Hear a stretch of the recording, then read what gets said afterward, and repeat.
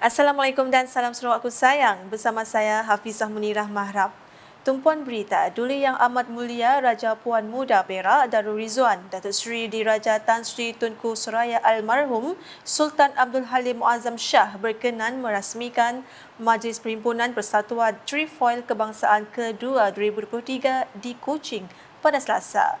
Baginda yang juga naib Presiden Persatuan Pandu Puteri Malaysia disambut Ketua Pesuruhjaya Persatuan Pandu Puteri Malaysia GGAM Datuk Jaya Devi Subramaniam, yang di-Pertua GGAM Cawangan Sarawak Datuk Dayang Moliah Awang Daud dan Konsul Jeneral Negara Brunei Darussalam Noni Zurainah Ismi. Semasa berucap, Raja Puan Muda Tunku Suraya bertitah Pandu Puteri Trefoil Gold telah melangkah jauh dan telah menerima beberapa anugerah seperti Anugerah Kepimpinan Asia Pasifik untuk perkhidmatan bimbingan puteri. Sehubungan itu, Sri Paduka bertitah menjadi tanggungjawab mereka untuk memanfaatkan tenaga ahli belia mereka dengan cara untuk menyediakan platform yang betul dan peluang yang banyak untuk mereka mencapai pencapaian yang lebih besar dalam hidup. Perhimpunan fizikal yang bermula pada 7 hingga 10 Mac akan membawa ahli pandu puteri di seluruh Malaysia berumur 30 tahun ke atas berkongsi pengetahuan, kemahiran dan pengalaman mereka untuk menyokong dan mempromosikan matlamat dan nilai pergerakan pandu puteri. Untuk rekod, Raja Puan Muda Tunku Suraya sedang dalam lawatan rasmi selama 5 hari hingga 10 Mac ini di Sarawak. Laporan seterusnya. Timbalan Perdana Menteri Datuk Patinggi Dr. Ahmad Zahid Hamidi mengakhiri lawatan kerja di Kuching dengan melawat Balu kepada mendiang Tan Sri Datuk Amar Dr. James Jemput Masing, Datuk Corin Masing di kediamannya di sini pada Selasa. Lawatan tersebut bertujuan bertanya khabar serta mengibau kembali jasa dan sumbangan mendiang Dr. James Masing sepanjang tempoh beliau bergiat aktif dalam dunia politik.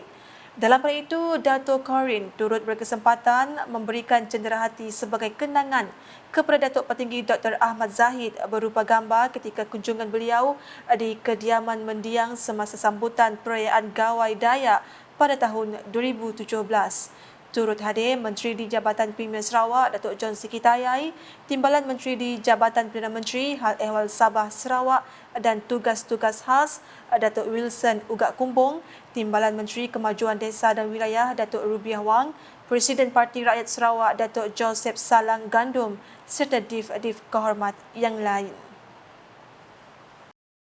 Sementara itu, Datuk Patinggi Dr. Ahmad Zahid berangkat pulang selepas selesai mengadakan lawatan kerja selama sehari di Sarawak pada Selasa. Ketibaan beliau di lapangan antarabangsa Kuching LTAK pada jam 3.30 petang disambut oleh Timbalan Premier Sarawak Datuk Ahmad Degris Ugahbas. Sebelum itu, pada sebelah pagi, Datuk Patinggi Dr. Ahmad Zahid menghadiri mesyuarat penyelarasan Kementerian Kemajuan Desa dan Wilayah bersama Kerajaan Sarawak di Wisma Bapa Malaysia. Turut hadir menyambut ketibaan beliau di LTAK ialah Menteri Industri Makanan, Komoditi dan Pembangunan Wilayah Sarawak Datuk Seri Dr. Stephen Rundi Utom, Timbalan Menteri Infrastruktur dan Pembangunan Pelabuhan Sarawak Insinyur Aidillah Riwu dan Pesuruhjaya Polis Sarawak Datuk Muhammad Azman Ahmad Sapri. Beralih dengan paparan berikut. Jawatankuasa Penyelarasan Pembangunan Usahawan Sarawak SEDCC bercadang untuk membangunkan pangkalan data usahawan Sarawak serta memudahkan kaedah pendaftaran perniagaan di negeri ini. Timbalan Premier Sarawak Datuk Amar Wang Tengah Ali Hassan berkata, kerajaan telah bersetuju secara dasarnya terhadap dua cadangan tersebut dan akan meneliti secara lebih lanjut pada masa hadapan.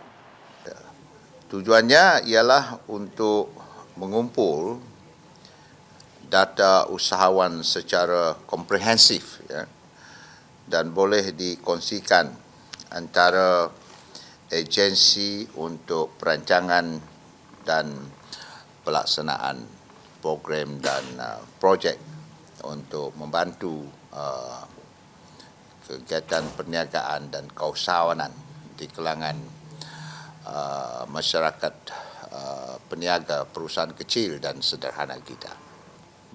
Nombor 2 yang dibentangkan tadi ialah bagaimana untuk kita memudahkan dari segi pendaftaran perniagaan di Sarawak ini, ya, ini adalah selari dengan aspirasi kerajaan, yaitu ease of doing business, ya, termasuk e-dagang. Beliau berkata demikian ketika mempengerusikan mesyuarat Indo SEDCC di Pusat Konvensyen Borneo Kuching pada Selasa. Beliau yang juga Menteri Perdagangan Antarabangsa, Industri dan Pelaburan Sarawak menambah, kerajaan akan memperincikan garis panduan berkaitan jenis perniagaan yang boleh mendaftarkan alamat kediaman sebagai alamat perniagaan, terutamanya perniagaan-perniagaan di atas talian. Dan menggalakkan usahawan informal, ya, menjadi satu golongan yang boleh didaftar, ya,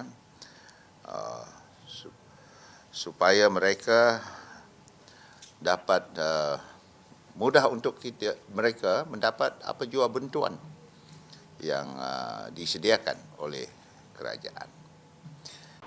Dalam pada itu, Menteri Pembangunan Usahawan dan Koperasi Malaysia, Dato' Ewan Benedict menyatakan komitmen Kerajaan Persekutuan untuk terus menyokong Kerajaan Sarawak melalui penubuhan jawatankuasa induk di peringkat negeri dan jawatankuasa pembangunan usahawan peringkat bahagian. Dan kita akan menyalurkan geran-geran pentadbiran kepada bahagian-bahagian ini untuk mengadakan mesyuarat-mesyuarat yang berkaitan. Dalam perkembangan lain, Agensi Pembangunan Delta Rajang RADA bakal melaksanakan 50 projek bagi pembangunan infrastruktur di kawasan Rajang. Menurut pengerusinya, Datuk Len Talif Saleh, kesemua projek itu bakal melibatkan kos sebanyak 1.2 bilion ringgit. Katanya kesemua projek itu juga merupakan cadangan daripada wakil rakyat di kawasan tersebut, termasuk cadangan diberikan oleh Premier Sarawak Datuk Patinggi Tan Sri Dr. Abang Abdul Rahman Zohari Tun Datuk Abang Openg. Kita membentangkan 41 buah projek, tetapi oleh waktu dalam 41 ini ada juga penambahan dari segi jumlah projek, mungkin lebih kurang sampai 50 projek yang akan kita laksanakan yang akan menelan belanja lebih kurang 1.2 bilion ringgit. Di mana kebanyakan projek-projek ini ialah merupakan projek infrastruktur yang memberi impak kepada pembangunan infrastruktur dan juga kepada ekonomi, sosial dan sebagainya. Beliau berkata demikian semasa ditemui pemberita selepas mempengerusikan mesyuarat pelan perancangan RADA di Kuching pada Selasa. Tambah Datuk Len yang juga Timbalan Menteri Perancangan Bandar, Pentadbiran Tanah dan Alam Sekitar, senarai projek akan dimajukan kepada Setiausaha Kewangan Negeri dan Unit Perancang Ekonomi Sarawak EPU untuk rumusan. Selepas pada hari ini kita akan memajukan senarai projek ini kepada Setiausaha Kewangan Negeri dan juga EPU, Economic Planning Unit kita, untuk mereka merumuskan sekali lagi dan juga frame up supaya peruntukan ini dapat dipohonkan kepada yang membuat premier ataupun daripada ke bank di bos. Turut hadir Timbalan Menteri di Jabatan Premier Sarawak, Hal Ehwal Korporat, Penerangan dan UKAS, Datuk Abdullah Saidul, Ahli Dewan Undangan Negeri Adun Radong, Datuk Ding Kuang Hing, Adun Pakan, William Mawan Ikom, Adun Telian Royston Valentine, Adun Balengian Abdul Yaakob Arbi dan pegawai-pegawai kerajaan yang lain. Manakala di Marudi, Barisan Ketua Masyarakat mempunyai peranan penting dalam Mahkamah Bumi Putera di negeri ini. Menurut Timbalan Menteri di Jabatan Premier Sarawak, Undang-Undang dan Adat Bumi Putera, Jefferson Jamit Unyat, Ketua Masyarakat bertugas sebagai hakim dan pengapit dalam membantu kerajaan menyelesaikan kes-kes berkaitan adat istiadat Bumi Putera di peringkat akar umbi. Beliau berharap agar semua ketua masyarakat yang dilantik untuk memegang tanggungjawab ini supaya menjalankan tugas masing-masing dengan penuh amanah. Katanya semasa mengadakan lawatan kerja ke Mahkamah Bumi Putera daerah Marudi pada Selasa. Lawatan kerja tersebut merupakan antara siri lawatan beliau yang bertujuan mengenal pasti isu serta permasalahan dihadapi setiap Mahkamah Bumi Putera bagi meningkatkan statusnya agar setaraf dengan Mahkamah Syariah dan Sivil. Dalam hal itu, Jefferson menegaskan hasil dapatan daripada setiap lawatan itu akan dibawa ke peringkat seterusnya. Jelasnya, Kerajaan Sarawak kini dalam proses memartabatkan dan menaik taraf Mahkamah Bumi Putera di seluruh Sarawak dan kini hanya menunggu untuk dibawa ke peringkat Kabinet. Keperkembangan di Bintulu. Bahagian Bintulu telah dipilih sebagai tuan rumah bagi sambutan Majlis Tilawah Al-Quran peringkat Sarawak kali ke-62 pada 16 hingga 18 Mac ini. Yang di-Pertua Majlis Islam Sarawak MIS, Datuk Misnu Taha berkata, majlis yang diadakan bersempena dengan 60 tahun Sarawak Merdeka itu bakal menyaksikan seramai 37 peserta daripada Kuching, Samarahan, Betong, Sarike, Mukah, Bintulu dan Limbang mengambil bahagian. Dan untuk tahun ini, kita telah memilih tema Peringkat Kebangsaan Keluarga Malaysia Pemangkin Kemakmuran. Dan tema untuk Sarawak 60 tahun Merdeka, Sarawakku Maju Makmur. Kedua-dua tema itu disatukan dalam Majlis Tilawah kali ini. Beliau berkata demikian dalam sidang media majlis berkenaan pada Selasa.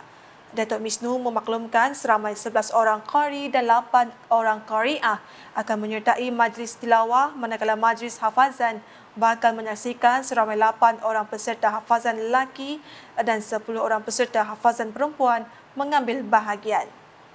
Jelas beliau lagi, majlis hafazan Al-Quran akan berlangsung pada sebelah pagi dan majlis tilawah Al-Quran akan berlangsung sebelah malam pada 16 Mac ini. Premier Sarawak Datuk Patinggi Tan Sri Dr. Abang Abdul Rahman Zuhari Tun Datuk Abang Openg dijangka menyempurnakan majlis perasmian pada 15 Mac, manakala yang di-Pertua Negeri Sarawak Tun Pahin Sri Abdul Taib Mahmud dijangka hadir pada majlis penyampaian hadiah pada 18 Mac.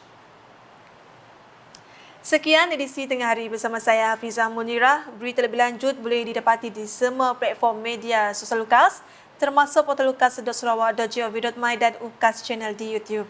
Jangan lupa saksikan Buletin Lukas edisi Mandarin pada jam 6 petang. #menyebar fakta, salam Lukas.